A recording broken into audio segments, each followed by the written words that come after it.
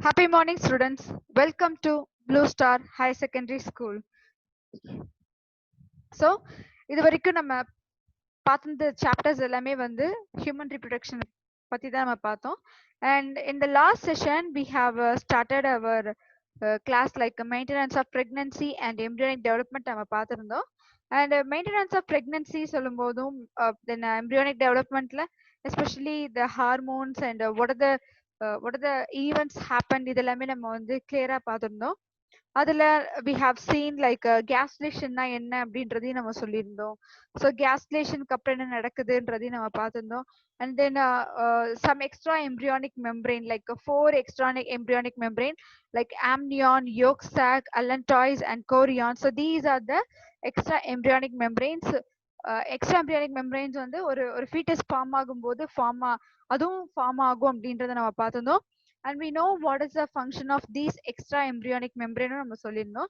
And then அந்த like we have seen like the organogenesis அப்படின்றதும் gastrulationக்கு அப்புறமா ஃபார்ம் ஆகுது. ஸோ ஒன்ஸ் கட் ஃபார்ம் ஆனதுக்கு அப்புறமாவே ஆர்கன்ஸ் எல்லாமே ஒன்னொன்னா ஃபார்ம் ஆக ஆரம்பிக்குது. தென் அதுக்கு அடுத்து தான் எக்ஸ்ட்ரா எம்பிரியானிக் மெம்பரைன்ஸ் ஃபார்ம் ஆகுது. அதுல நம்ம வந்து ஒவ்வொரு எக்ஸ்ட்ரா எம்பிரியானிக் மெம்பரைனும் எந்த மாதிரியான ஃபங்க்ஷன்ஸை பெர்ஃபார்ம் பண்ணுது அப்படின்றத நம்ம பார்த்திருந்தோம். And then amnion is a double-layered translucent membrane filled with the amniotic fluid. We know that. So amnion அப்படின்றது முக்கியமா வந்து எதுக்காகன்னு பாத்தீங்கன்னா it's like it act as like ஒரு மெக்கானிக்கல் ஷாக்கா அந்த பேபிக்கு வந்து ஃபங்க்ஷன் ஆகுது.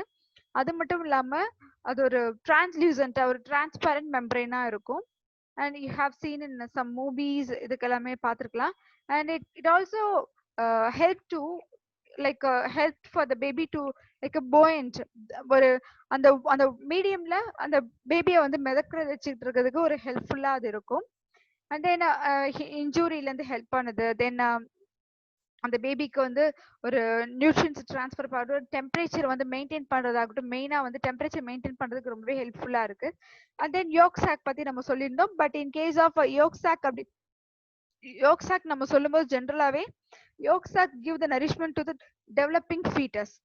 ஸோ ஆனா நம்ம ஹியூமன்ஸ் நம்ம சொல்லும்போது we don't need yolk sac for the nutrient. But அதுக்கு பதிலாக நமக்கு யோக் சாக் எதுக்காக வேணும் அப்படின்னு நம்ம பார்த்துருந்தோம். பிளட் செல்ஸ் டெவலப்மெண்ட்டுக்கும் பிளட் வெசல்ஸ் டெவலப்மெண்ட்டுக்கும் யோக் சாக் அப்படின்றது கண்டிப்பா தேவைப்படுது. And then we have seen the different types of layers in a baby, in a fetus, in a developing fetus. And the allantois என்ன பண்ணுது அப்படின்றது நம்ம பார்த்துருந்தோம். So and then the umbilical cord, allantoisல இருந்து தான் umbilical cordன்றது ஃபார்ம் ஆகுது. So umbilical cord it links the fetus to the placenta. So இந்த placenta மூலமா வந்து கனெக்ட் பண்ணுது.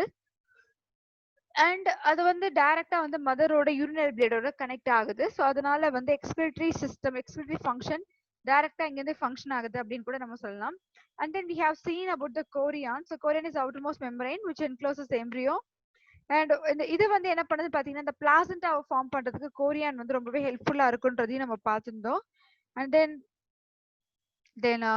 the trophoblast cells like blastocyst and then கொரியானிக் வில்லை ஃபார்ம் ஆகுது அப்படின்றது நம்ம பார்த்திருந்தோம். அண்ட் இது வந்து என்ன பண்ணுது பாத்தீங்கன்னா like the fetal blood and it is the fetal blood first கொரியானிக் வில்லைல இருக்கு. தென் அதை சுத்தி ஒரு மெட்டர்னல் பிளட் வந்து கவர் பண்ணிருக்கு. வில்லை அப்படின்னாலே it is like finger like projections தான் நம்ம வில்லைன்னு சொல்லுவோம். இந்த கொரியானிக் வில்லை அந்த uterine tissues from the disc shaped placenta. Then அதுல இருந்து ஒரு டிஸ்க் ஷேப் பிளாசண்டா மாதிரி ஒரு ஃபார்ம் ஆகுது. டாப்ல நம்ம பார்த்திருந்தோம் மேலேயே. தென் பிளாசண்டா அப்படின்னு நம்ம சொல்லும்போது it's an endocrine organ. So placenta is an endocrine organ which secrete hormones. நிறைய என்னென்ன ஹார்மோன் செக்ரீட் பண்ணுதுன்றது நம்ம last class I have discussed. And at the same time it also provides a nutritive and the respirative and excretory functions are fulfilled. So the extra embryonic membrane நம்ம சொல்லும்போது what are the important characters அப்படின்னு நம்ம அதுல வரக்கூடிய important characters எல்லாமே இது fulfill பண்ணுது நம்ம சொல்லலாம். And then we have seen the germinal layers like it is triploplastic germinal layers நம்ம சொல்லும்போது எக்டோடோமா இருக்கலாம், இல்ல எண்டோடோமா இருக்கலாம், மிடில் மீசோடோமா இருக்கலாம். ஸோ ஒவ்வொரு ஜெர்மினல் லேயர்ஸுமே வந்து ஒவ்வொரு ஆர்கன் ஃபார்மேஷனுக்கு ரொம்பவே ஹெல்ப்ஃபுல்லா இருக்கு. ஸோ அதுல என்னென்ன லேயர் என்னென்ன ஆர்கன்ஸ் ஃபார்ம் பண்ணுதுன்றது லாஸ்ட் கிளாஸ் பார்த்திருந்தோம். So these are the organs which is formed from ectoderm, outer ectoderm derivatives, and these are the organs which is formed from middle mesoderm derivatives, and these are the organs which is formed from the inner endoderm derivatives. So இதுல இருந்து form ஆகுது. Then அதுக்கப்புறமா we have seen like endoderm derivatives-ல என்னென்ன organ form ஆகுதுன்னு பார்த்தோம். Then sometimes we also discussed like சில ectoderm organs எல்லாமே வந்து endoderm origin-ல இருந்து ஆகலாம், இல்ல இன்னர் ஆர்கன்ஸ் எல்லாமே சிலது வந்து ectoderm origin-ல இருந்தும் இருக்கலாம். So we may not sure that ectoderm layers-னா ectoderm மட்டும் தான் இருக்கும் அப்படின்றதும் கிடையாது. So it may vary also. Then we have seen that it consists, the pregnancy period is consist of 3 trimesters. நம்ம பார்த்தா first trimesterல என்னென்ன நடக்கும்ன்றதை நம்ம சொல்லியிருந்தோம். Like organogenesis and the body, the heart, limbs, organs எல்லாமே ஃபார்ம் ஆக ஆரம்பிக்குது. Especially we can identify the sex of baby also. So அந்த particular timeல நம்ம வந்து ஒரு பேபியோட செக்ஸை நம்மளால கண்டுபிடிக்க முடியும். And then the second trimester we have seen like அந்த பேபியோட ஃபீச்சர்ஸ் எல்லாமே தெரியும். லைக் ஐலிட்ஸ், ஐலாஷஸ், ஐ பிளிங்க் பண்றது, பாடி வந்து அந்த ஹேர் எல்லாம் கவர் பண்றது, இது எல்லாமே நல்லாவே கிளியரா தெரியுது. அண்ட் தேர்ட் ட்ரைமஸ்டர் நம்ம சொல்லும்போது பேபி ஃபுல்லா கம்ப்ளீட்டா டெவலப் ஆகுது. So he or she is ready for the delivery. Excuse me. And during pregnancy, இந்த டைம்ல வந்து placenta, we have already said that placenta is endocrine gland. So but placenta is a temporary endocrine gland, it's not the permanent one. Temporary-ஆ இருக்கும்போது எந்த டைம்ல டெம்பரரியா இருக்கும்ன்றது நம்ம we have explained. Like ஒரு women pregnant-ஆ இருக்கும்போது தான் placentaன்றதே ஃபார்ம் ஆகுது. ஸோ அந்த பர்டிகுலர் டைம்ல மட்டும் தான் அந்த பிளாசண்டா வந்து ஒரு எண்டோக்ரைன் கிளாண்டா ஃபங்க்ஷன் ஆகும். மற்ற நேரத்துல பிளாசண்டாவோட ஃபங்க்ஷன் இருக்காது ஒரு ஃபீமேலுக்கு. So here I have listed a few hormones which is secreted from placenta, like HCG, that is a human chorionic gonadotropin, and HCS, human chorionic spermatomammotropin, or HPL, that is a human placental lactogen. So something you have seen, ஒவ்வொரு ஹார்மோனுமே வந்து ஒரு ஃபங்க்ஷனுக்காக தான் வந்து secretion ஆகுது நம்ம சொல்லலாம். Like first human கொரியானிக் கொனோடோட்ரோபின் நம்ம சொல்லும்போது this hormone is used to test whether the female is pregnant or not, because you may see that pregnancy kits எல்லாம் இருக்கும், மேபி கேட்டிருக்கலாம், இல்லைன்னா வந்து பார்த்துருக்கலாம், ஏதாவது ஆட்ல அந்த மாதிரி கூட பார்த்துருக்கலாம். You can see here. So அந்த கிட்ல என்ன இருக்கும், there is a, so when the sample is placed in the pit of the kit, so அதுல வந்து பிளேஸ் பண்ணும்போது என்ன ஆகும்னு பாத்தீங்கன்னா the hormonal interaction takes place, and இதுல இருக்கக்கூடிய ஹியூமன் கொரியானிக் குனோட்ரோபின் ஹார்மோனால தான் whether the female is pregnant or not அப்படின்றத கண்டுபிடிக்கலாம். And mammotropin and lactogen both are help in the secretion of milk. And estrogen and progesterone, so this is these two hormones are essential for the normal pregnancy, and at the same time they secrete. So இது வந்து maximum என்ன ஆகும் அப்படின்னு பாத்தீங்கன்னா more or less pregnancy period full and full வந்து maintain பண்ணிட்டு இருக்கோம். அந்த pregnancy period மெயின்டைன் பண்ற ப்ராப்பரா மெயின்டைன் பண்றதுக்கு அந்த ரெண்டு ஹார்மோன் ரொம்ப ஹெல்ப்ஃபுல்லா இருக்கும். And one more hormone like relaxin. So relaxin நம்ம சொல்லும்போது it's a relax. அப்ப something it is going to help to relax. ஹியூமனோட ஒரு ஃபீமேல் பாடியில something it is going to done like relax தான் பண்ண போகுது, மசில ரிலாக்ஸ் பண்ண போகுது, அந்த மாதிரி கூட நம்ம சொல்லலாம். So the relaxin helps to relax the pelvic ligaments of a female at the time of parturition. At the time of childbirth, அந்த நேரத்துல என்ன ஆகுதுன்னு பாத்தீங்கன்னா relaxin ஹார்மோன் ரிலாக்ஸ் பண்ணி விடுது. ரிலாக்ஸ்னா the pelvic bones expand பண்ணும், that is a relaxation. So அப்படி relax பண்ணும்போது ஆட்டோமேட்டிக்கா வந்து நார்மல் டெலிவரி அந்த ஃபீமேலுக்கு நடக்கும். And so during pregnancy இந்த ஹார்மோன்ஸ் எல்லாமே வந்து ரொம்பவே வந்து அதிகமா இருக்கும் ஒரு மதரோட பிளட்ல. இந்த நம்ம சொன்ன HCG, HPL, relaxin, estrogen, progesterone, and cortisol, so these are the hormones which increase in like several folds, like sometimes 100 folds, and அதோட அதிகமாவே ரொம்ப அதிகமாவே இருக்கும். These hormones are essential for supporting fetal growth. And parturition and lactation we have seen that. So parturition நம்ம வந்து labor அப்படின்னு நம்ம சொல்லுவோம், and it is the contraction தான் நம்ம என்ன சொல்றோம் பாத்தீங்கன்னா Braxton Hicks contractions.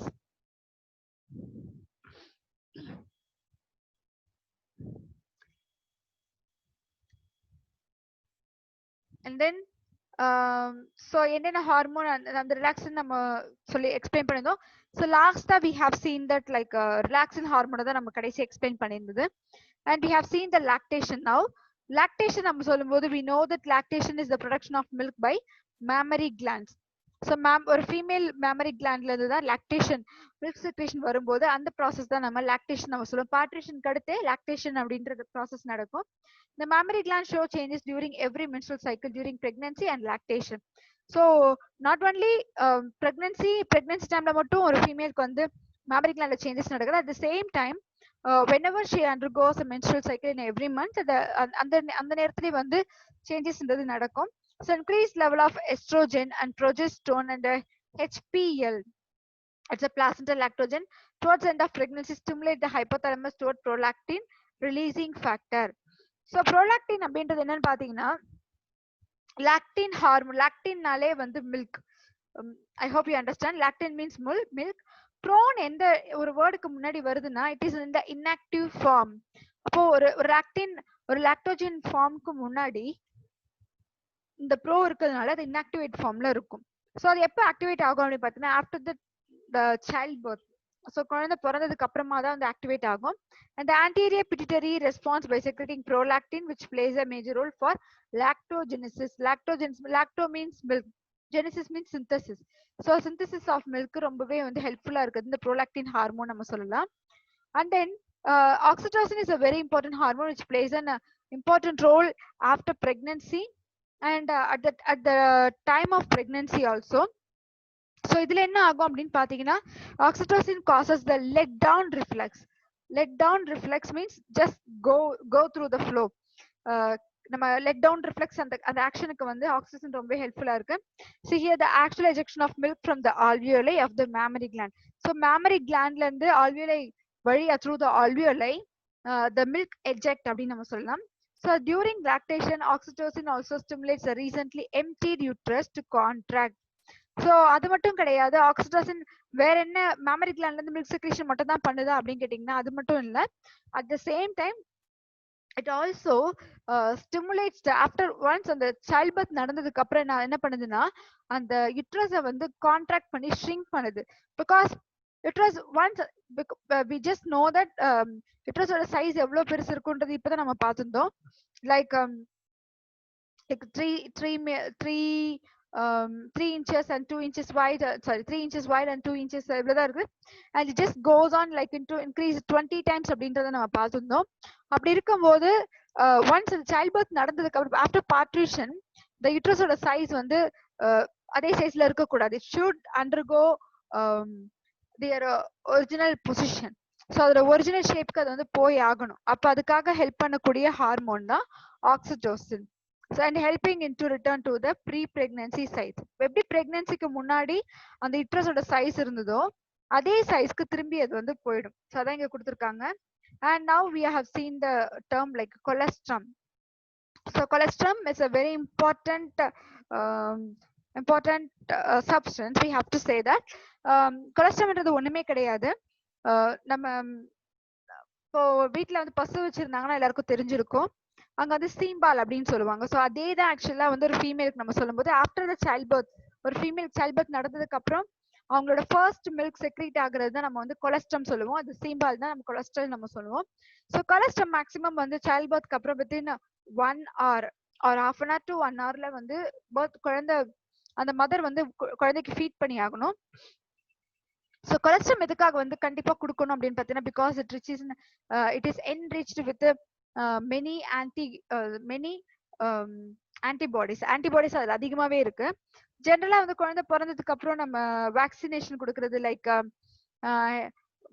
Polio drops and then BCG then tetanus injection. So இதெல்லாமே நம்ம வந்து கொடுக்கறது இட்ஸ் அ நார்மல் திங். அதெல்லாமே அந்த பர்டிகுலர் டிசீஸ் வராம இருக்கணும்ன்றதுக்காக தான்.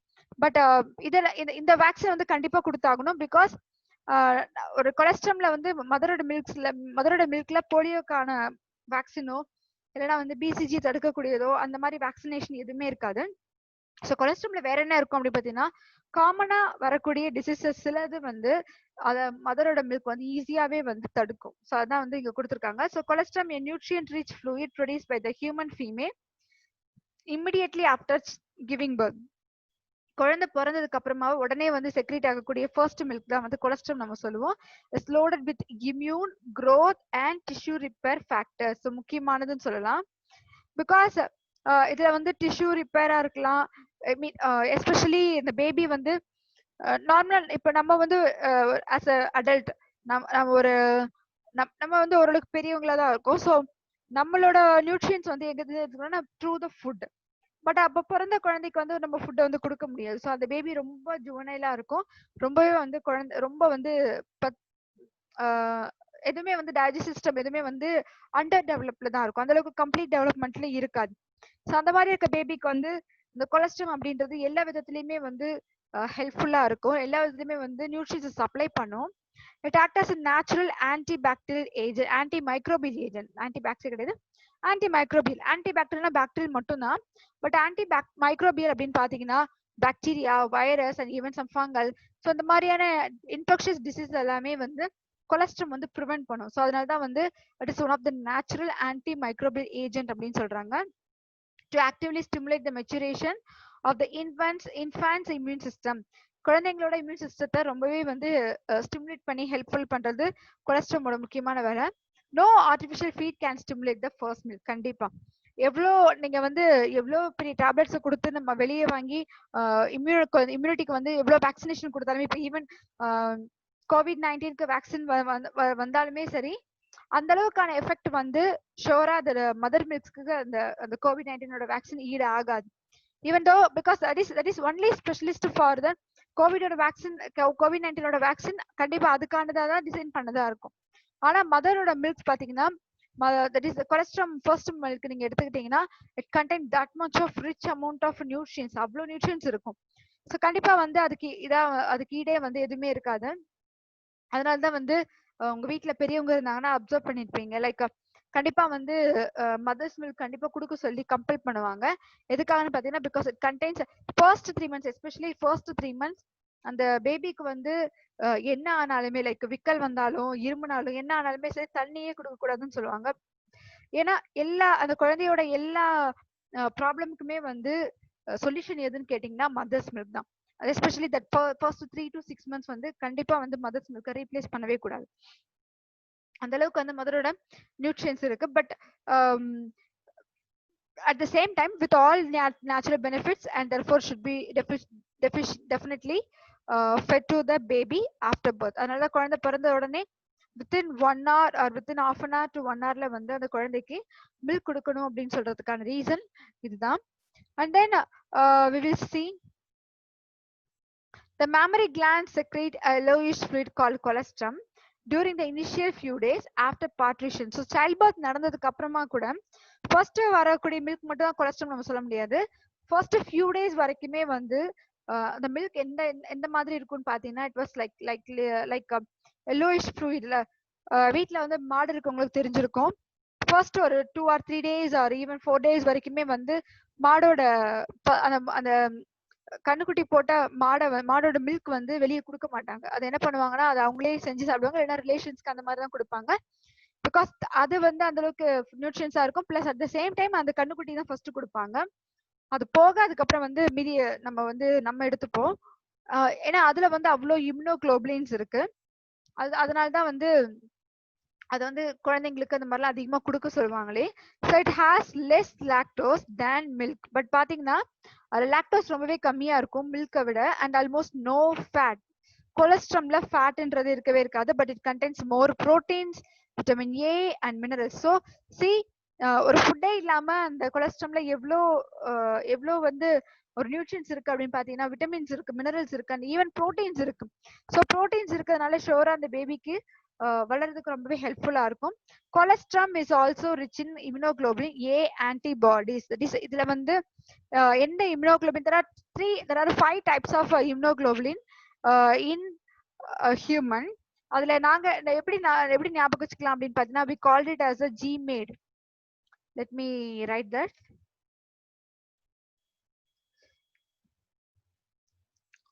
like Gmade. What is Gmade அப்படின்னு பாத்தீங்கன்னா, ஸோ இதுல வந்து Gmadeல எதை எதை வச்சு நம்ம வந்து Gmade சொல்றோம் பாத்தீங்கன்னா, சாரி இதுல பாதி கட் ஆயிடுச்சா? Okay, Gmade. Let me write it here. Let me write it here.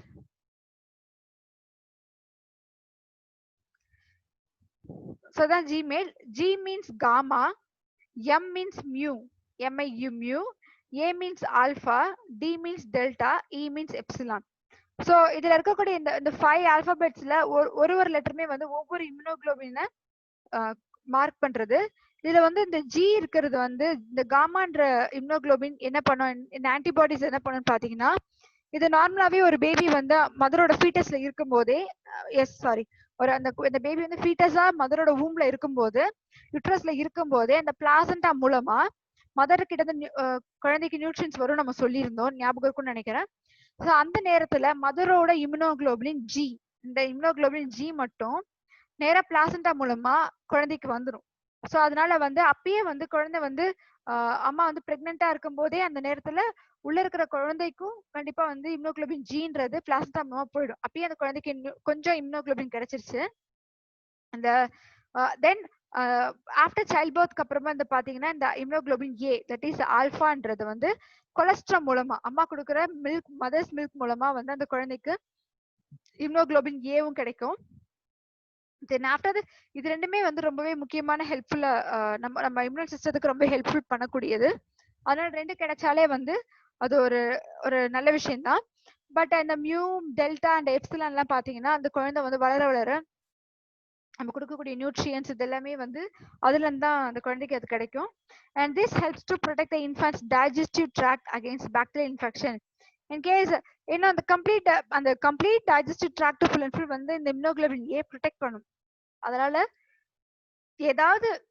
ஏதாவது பாக்டீரியாஸ் வந்து அந்த குழந்தைக்கு எப்படியா வேற மூலமா வந்து என்டர் ஆகுது அப்படின்னு பாத்தீங்கன்னா, இந்த இம்யூனோகுளோபின் ஏ வந்து அது கூட ஃபைட் பண்ணி அந்த பேபியை ப்ரொடெக்ட் பண்ணும். And then the breast milk is the ideal food for infants as it contains all the constituents in suitable concentration and is easily digestible. So one of the important thing, ஏன்னா எந்த அளவுக்கு வந்து ஒரு even you can நான் முன்னாடி சொல்லியிருப்பேன்னு நினைக்கிறேன், different types of nutrients நம்ம எடுத்திருப்போம். நீங்க சிக்கன் சாப்பிட்றதுக்கும் மட்டன் சாப்பிட்றதுக்கும் ஈவன் பீஃப் சாப்பிட்றவங்க இருந்தா ஃபிஷ் சாப்பிட்றதுக்கும் அதுக்கு எல்லாமே வந்து டோட்டல் டிஃபரன்ஸ் இருக்கு. சிக்கன் வந்து ஒரு 1/2 kg சாப்பிட்டீங்கன்னா கண்டிப்பா கொஞ்ச நேரத்துல வந்து மந்தமாயிடுவோம். ஐ மீன் எஸ்பெஷலி இந்த சிக்கன் மட்டும் நம்ம சொல்லும்போது கொஞ்சம் மந்தமாயிடும். அதுவே வந்து அதே 1/2 kg மட்டன் வந்து இன்னும் ரொம்ப ஹெவியா இருக்கும், அந்த அளவுக்கு டைஜஷன் ஆகாது.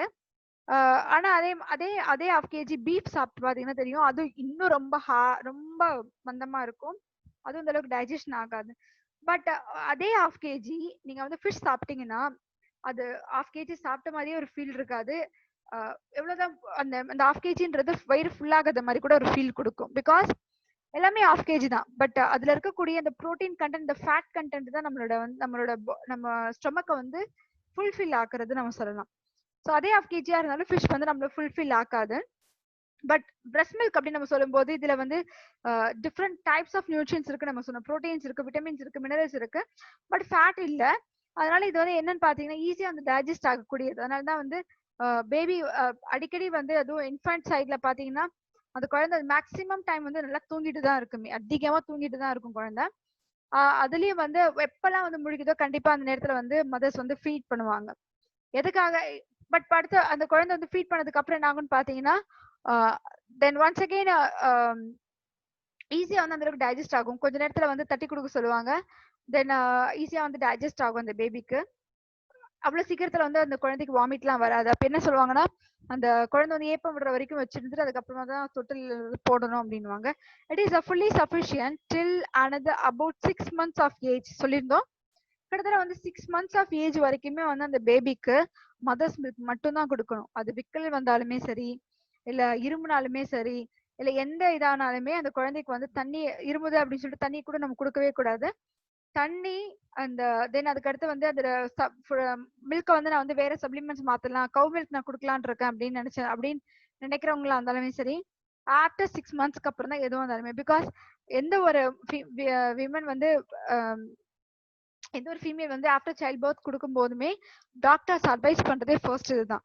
பிகாஸ் நிறைய ஃபீமேலோட தாட் எப்படி இருக்கு அப்படின்னு பாத்தீங்கன்னா, ஒன்ஸ் அந்த அந்த ஆஃப்டர் சைல்ட் பர்த்க்கு அப்புறம் உங்களோட பாடியோட ஷேப் வந்து டோட்டலா டிஃப்ரெண்டா இருக்கு, ஸோ ஆட்டோமேட்டிக்கா உங்களோட பியூட்டி எல்லாமே போகுது அப்படின்னு சொல்லிட்டு நிறைய பேர் வந்து அவாய்ட் பண்ணுவாங்க. But that's not the true one.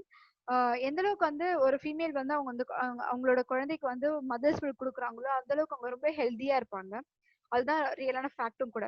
So 6 months வரைக்குமே ஷோரா வந்து ஒரு ஒரு பேபிக்கு கண்டிப்பா வந்து மதர்ஸ் மில்க் தான் கொடுத்தாகணும். And all infants must be breast by the mother to ensure the growth of the healthy baby. கண்டிப்பா. So even I think in JIPMER அந்த மாதிரி கண்டிஷன் அந்த மாதிரி பிளேஸ் நீங்க எடுத்துக்கிட்டா கூட மதர்ஸ் மில்க் ஐ மீன் ஒரு மந்த்ல வந்து அந்த மந்த் ஃபுல் அண்ட் ஃபுல் வந்து breast feeding, breast milk feeding அந்த மந்த் ஃபுல்லா செலிப்ரேட் பண்ணுவாங்க. பிகாஸ் அந்த அதுல வந்து அவ்வளோ முக்கியத்துவம் அப்படின்றத வந்து சொல்லுவாங்க. அதுல ஈவன் நிறைய வந்து bacterial, viral and fungal disease கூட அது கியூர் பண்ற அளவுக்கு இருக்குன்னா, அப்போ வந்து ஒரு பிரஸ்ட் மில்க் அப்படின்றது வந்து எந்த அளவுக்கு ரொம்பவே இம்பார்ட்டன்ஸ் அப்படின்றது இங்க தெரிஞ்சிருக்கலாம்.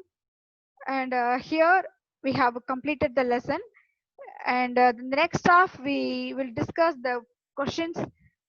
செகண்ட் சாப்டர்ல ஹியூமன் ரீப்ரொடக்ஷன்ல உங்களோட புக் பேக் கொஸ்டின்ஸ் என்னென்ன இருக்குன்றத நம்ம டிஸ்கஸ் பண்ணலாம். அதை டிஸ்கஸ் பண்ணதுக்கு அப்புறமா we just go through the last once again the topics வந்து எதெல்லாம் நம்ம கம்ப்ளீட் பண்ணிருக்கோம், என்னென்ன ஹார்மோன்ஸ் வந்து இருக்கு, அந்த ஹார்மோன்ஸோட ஃபங்க்ஷன் என்ன, and then we just go to the discussion, or else we will start the next session. next chapter நம்ம வந்து ஸ்டார்ட் பண்ணிடலாம். டைம் இருந்தா அதோட நம்ம நெக்ஸ்ட் செஷனையும் நம்ம நெக்ஸ்ட் சாப்டர் நம்ம ஸ்டார்ட் பண்ணலாம் ஸ்டூடெண்ட்ஸ். Okay students, thank you. இதோட அசைன்மெண்ட்ஸும் இருக்கு, and make sure complete the assignments also. Thank you students.